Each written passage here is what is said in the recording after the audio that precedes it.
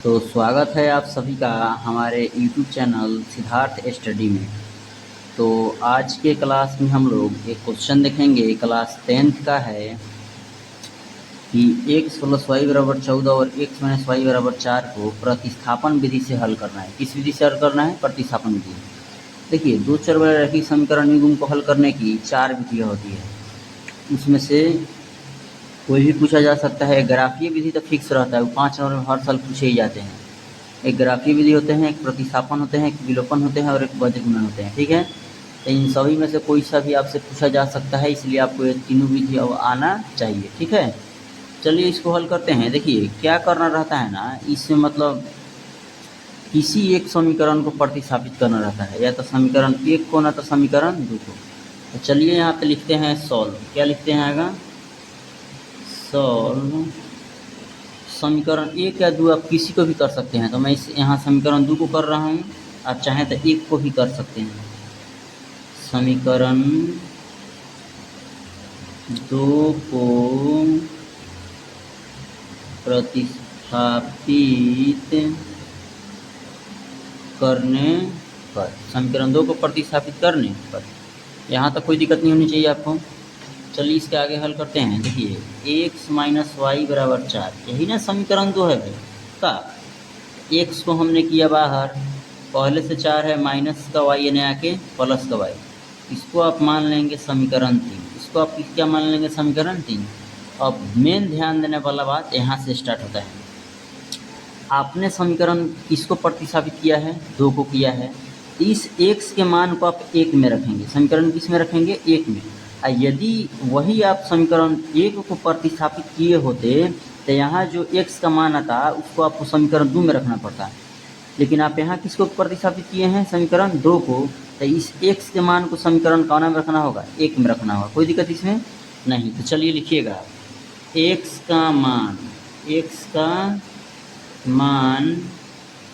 समीकरण 1 में रखने पर, x का मान समीकरण 1 में रखने पर, चलिए देखिएगा यहाँ पे समीकरण 1 क्या है से x + y = 14, यही हो जाएगा हम लोग का समीकरण क्या? 1। चलिए इसके आगे हल करते हैं। देखिएगा x का मान यहाँ पे कितना है देख लीजिए, 4 + y। तो x के स्थान पर रखेंगे हम लोग 4 + y, केवल x के जगह पर इतना आया है। अब पहले से प्लस में क्या है यहाँ पे? y और बराबर में 14।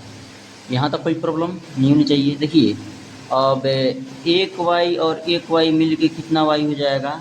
2y बराबर में क्या है यहाँ पे? 14। आई प्लस का जो 4 है इधर आएगा तो क्या हो जाएगा? माइनस का 4। इतना तक तो सही होगा आपको, यहाँ तक आपको समझ में आया होगा। अब यहाँ से 2y को आप जब बाहर काढ़ेंगे तो 14 में से 4 घटेगा तो कितना चला आएगा? 10। अब यहाँ से डायरेक्ट आप y को बाहर करें, पहले से 10 है, गुना का 2 इधर आके बटा में, यानी y का मान कितना चलाया? 5 चलाया। y का मान कितना चलाया? 5। ठीक है, अब इस y के मान को आप समीकरण 2 में, चाहे समीकरण 1 में, सॉरी यहाँ समीकरण 3 में, समीकरण 2 में या समीकरण 1 में, किसी में भी रख के निकाल सकते हैं। तो मैं आपको सलाह दूंगा कि आप समीकरण 3 में ही y का मान रखें, बहुत जल्दी निकलेगा यहाँ से। तो आप यहाँ लिखेंगे कि y का मान, क्या लिखेंगे? y का मान समीकरण 3 में रखने पर, समीकरण 3 में रखने पर क्या है जी? समीकरण 3 देखिएगा यहाँ पे आप देख लीजिए, समीकरण 3 क्या है? x = 4 + y, x = 4 + y, यही है हम लोग का समीकरण 3। कोई दिक्कत इसमें नहीं है। देखिए x तो x, 4 तो 4 प्लस y का मान आप कितना निकाले हो? 5, यानी x का मान 4 5 कितना चलाएगा? 9 चलाएगा। फाइनली यहाँ पे x का मान 9 आया और y का मान 5 आया। यही हम लोग का क्या हो जाएगा? आंसर।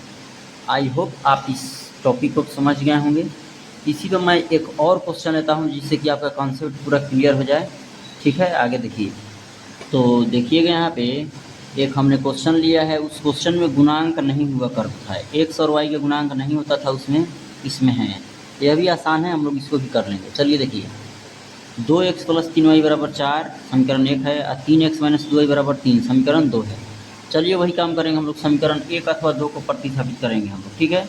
तो मैं आपको एक सलाह दूंगा कि माइनस वाला रहेगा आप उसी को कीजिएगा, बेस्ट रहता है। हालांकि आप प्लस वाला को भी कर सकते हैं, कोई दिक्कत नहीं है, लेकिन मैं यहाँ पे समीकरण 2 को कर रहा हूँ। आप लिख देंगे सोल्व यानी कि हल। देखिए समीकरण 2 को प्रतिस्थापित करने पर क्या लिखेगा, समीकरण 2 को प्रतिस्थापित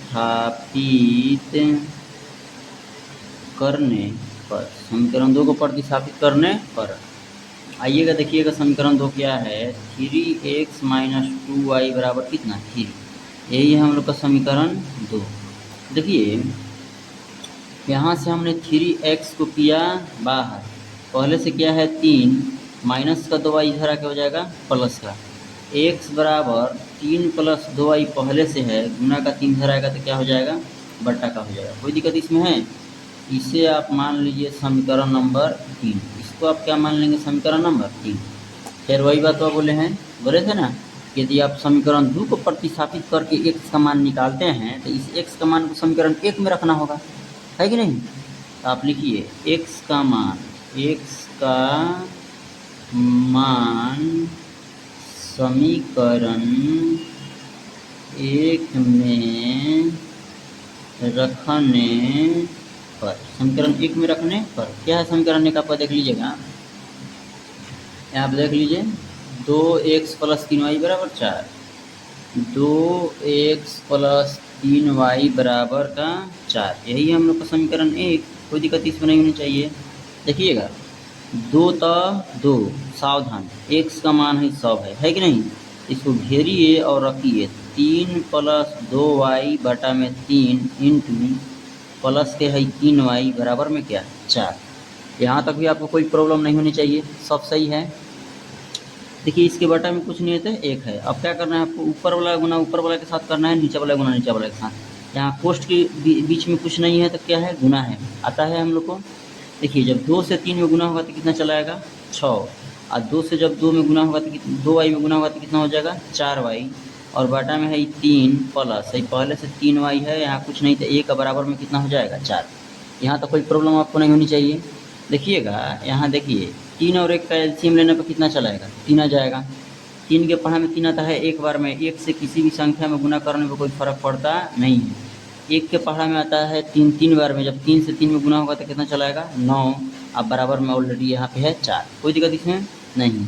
देखिए तो 6 + 4 y या 9 y का 1 y 13 y, और बाटा में है 3, अब बराबर में क्या 4।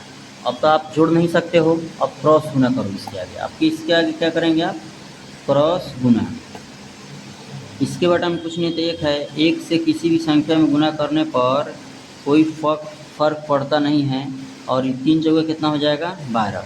देखिए यहाँ से 13y को जब आप करेंगे बाहर तो पहले से 12 है, प्लस का 6 इधर आएगा तो माइनस का हो जाएगा, तो 13y बराबर 12 में से 6 घटेगा तो 6, तो y बराबर देखिए पहले से 6 है, गुना का 13 इधर आएगा तो कितना हो जाएगा बटा का 13, ठीक है।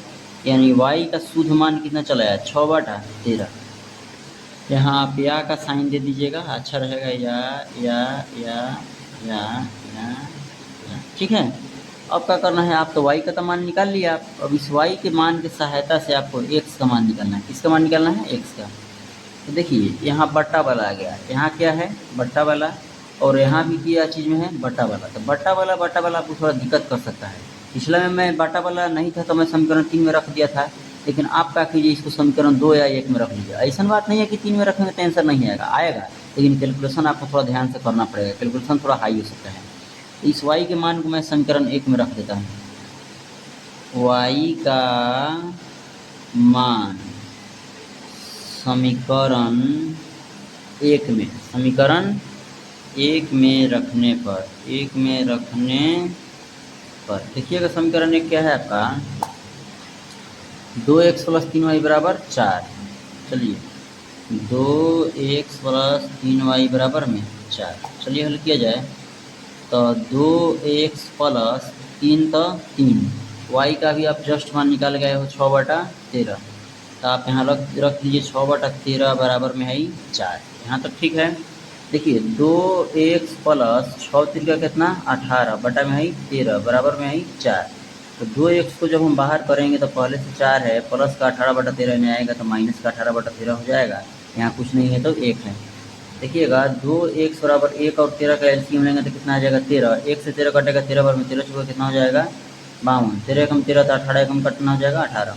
तो 2x बराबर घटाइए, 12 में से 8 घटेगा तो 4, 12 में से 8 घटेगा 4, और 4 में से जब ये घटेगा तो 3, अब बटा में आई 13।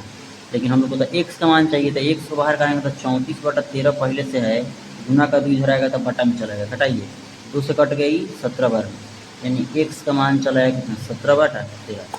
फाइनली हम लोग का यही आंसर हो जाएगा। देख लीजिए x का मान 17/13 और y का मान 6/13। आसान सा एक क्वेश्चन था, आप इसको अच्छा से रिवीजन कर लेंगे, हर साल एग्जाम में ये आते ही आते हैं। ठीक है, इसके अगला क्लास में मैं विलोपन विधि से समीकरण को हल करने का तरीका बता दूंगा, बहुत ही बेस्ट मेथड में। तो चलिए अगला क्लास में हम लोग फिर मिलेंगे। आज के लिए इतना ही। जय हिंद बच्चों।